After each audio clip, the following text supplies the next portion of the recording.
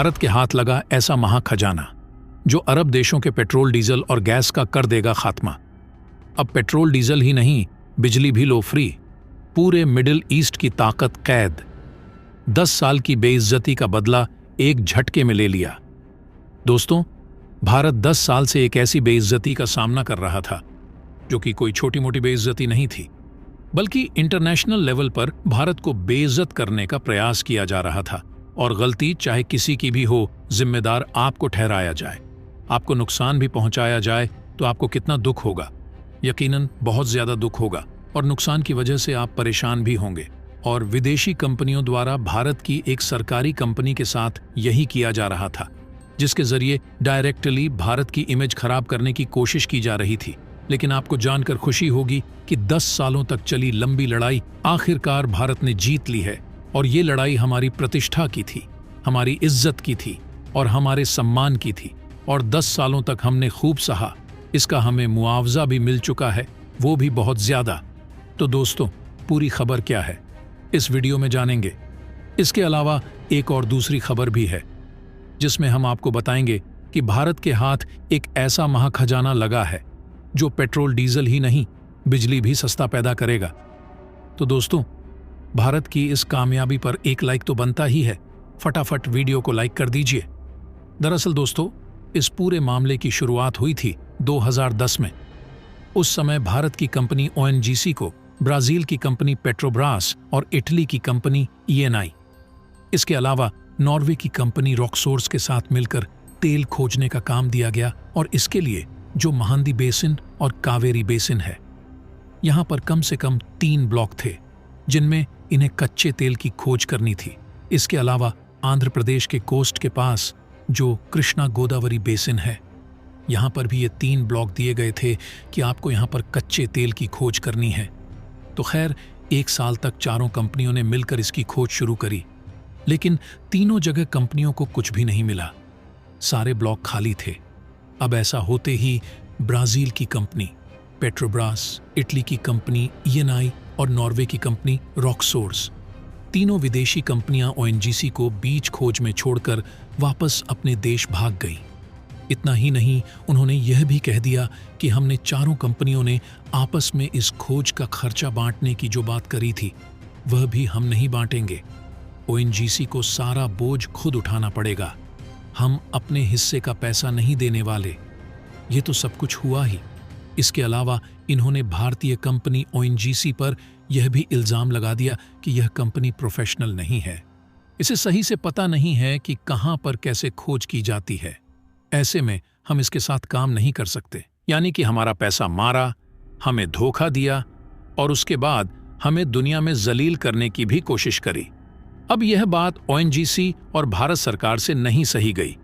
इसलिए अब से 10 साल पहले 2013-14 में भारतीय कंपनी ONGC ने जो इंटरनेशनल कोर्ट है, वहां पर जाकर इन कंपनियों के खिलाफ मुकदमा दायर किया कि इन्होंने न सिर्फ हमारा पैसा मारा है, बल्कि दुनिया में हमारी प्रतिष्ठा खराब करने की भी कोशिश करी है।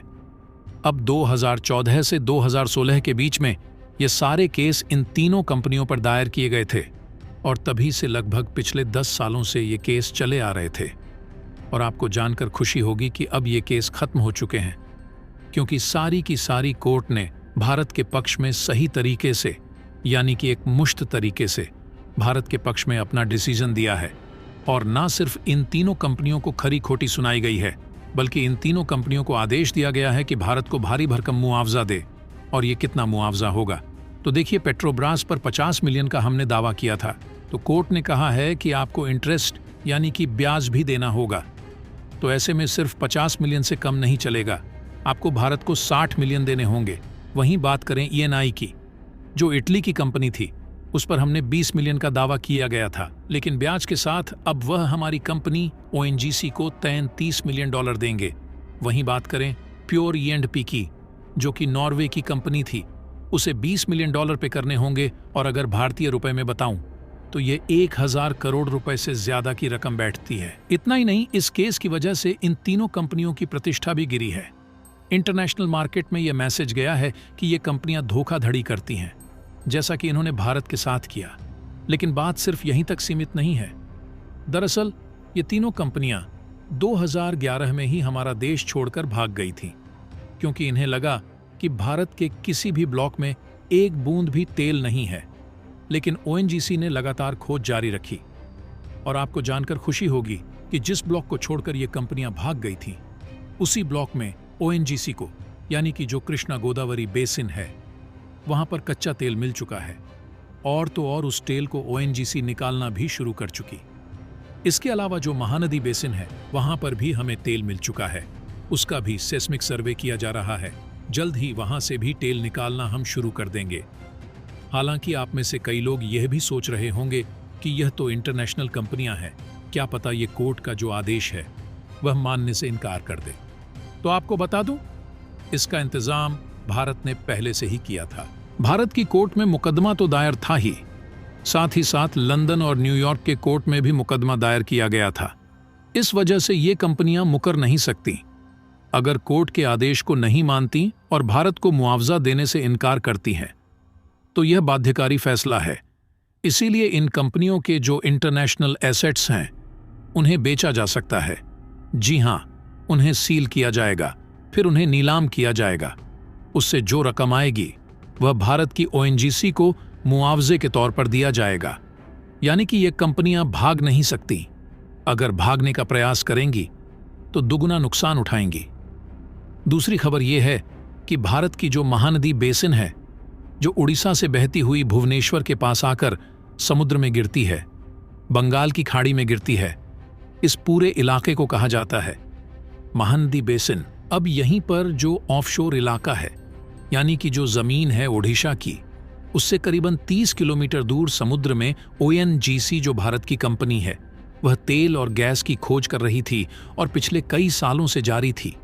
लेकिन आज ओएनजीसी को इस इलाके में नेचुरल गैस के होने का पता चला है। और सबसे खास बात, यहाँ पर ओएनजीसी को एक नहीं दो नेचुरल गैस के भंडार मिल चुके हैं। और ये बहुत इंपॉर्टेंट है। इसका कारण ये है कि आने वाले 5-10 सालों में कच्चे तेल का इस्तेमाल तो बहुत कम हो जाएगा, क्योंकि हर एक चीज़ इलेक्ट्रीफाइड हो जाएगी, लेकिन गैस का इस्तेमाल लगातार होगा। दरअसल हाल ही में जितने भी पर्यावरण सम्मेलन हुए हैं, उसमें सभी देशों को इस चीज़ के लिए प्रोत्साहित किया गया है कि आप अपने देश में कोयला जलाकर बिजली बनाते हैं। कई देश तो डीजल का प्रयोग करते हैं, कच्चे तेल से बने बायो प्रोडक्ट का इस्तेमाल करते हैं, तब बिजली पैदा करते हैं और इससे भयानक प्रदूषण होता है। ऐसे में आप इन सभी का इस्तेमाल न करते हुए जो नेचुरल गैस होती है उसका इस्तेमाल कीजिए, क्योंकि वह प्रदूषण हद से ज़्यादा कम करती है। खासकर कि कोयला और डीजल के मुकाबले तो लगभग ना के बराबर है, और इसीलिए अब ज़्यादातर देश कोयले और डीजल से शिफ्ट हो रहे हैं नेचुरल गैस पर। ऐसे में इसका प्रयोग आने वाले समय में बढ़ेगा, जैसे जैसे बिजली की मांग बढ़ेगी। दूसरी बात यह है कि नेचुरल गैस का इस्तेमाल सिर्फ बिजली बनाने में नहीं किया जाता, उससे ज़्यादा इस्तेमाल होता है आपके घरों में। जी हाँ, खाना बनाने में।